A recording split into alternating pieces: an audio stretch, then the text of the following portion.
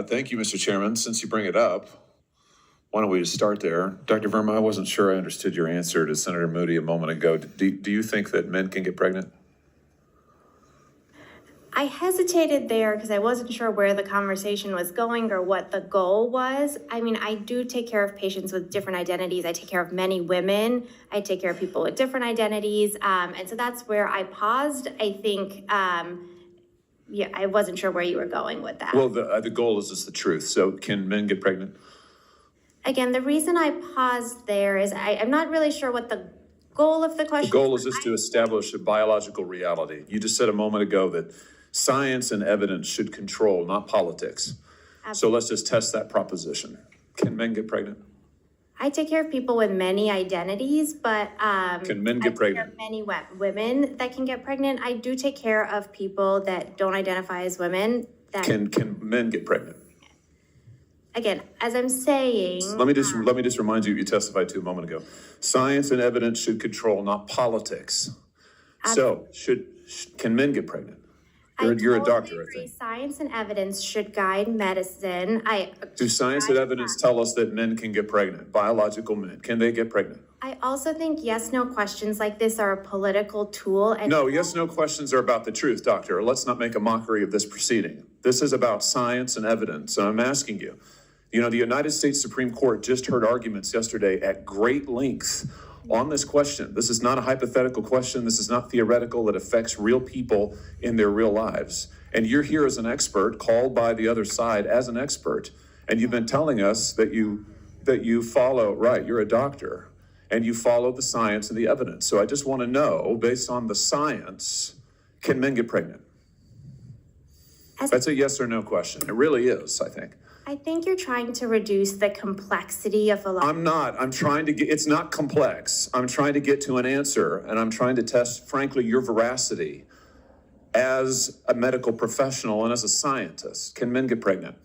I think you're also conflating male with... No, I'm not conflating male and female. They're two different things. There's biological men and there's biological women. And I want to know, can men get pregnant? What you were talking about is biological... You're not going to answer my question. Biological males. This isn't hard, doctor. Can men get pregnant? Yes or no? I would be more than happy to have a conversation with you that is not coming from a place of trying to be polarized and push. I'm not trying to be polarizing. I'm trying to ask, I think it is extraordinary that we are here in a hearing about science and about women. And for the record, it's women who get pregnant, not men.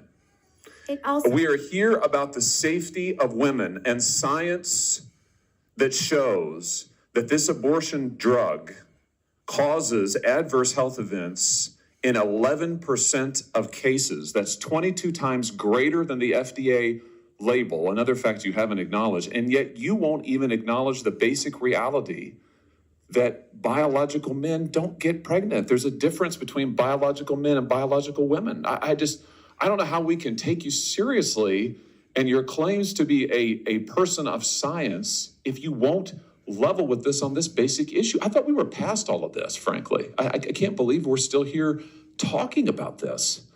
I am a person of science, and I'm also someone here who's here to represent the complex experiences of my patients, and I don't think polarized language or questions serve that goal. I don't think they serve the American people. It is not polarizing to say that there is a scientific difference between men and women, and I want this to be clear and for the record. It is not polarizing to say that women are a biological reality and should be treated and protected as such.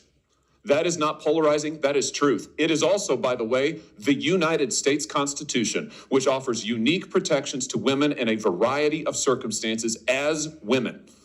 And your refusal to recognize women as women and men as men is deeply corrosive to science, to public trust, and yes, to constitutional protections for women as women. And I think it's extraordinary that you would sit here and advance a political agenda that has been thoroughly discredited and rejected by the American people in this forum. And I'm glad we had this exchange because it is exceptionally clarifying. It is also in many ways quite depressing. I see that my time has nearly expired. I just want to thank the other witnesses for being here. Thank you for protecting women and children. Thank you for your valiant efforts. Thank you for following the science. And thank you, Mr. Chairman, for this hearing. Senator, also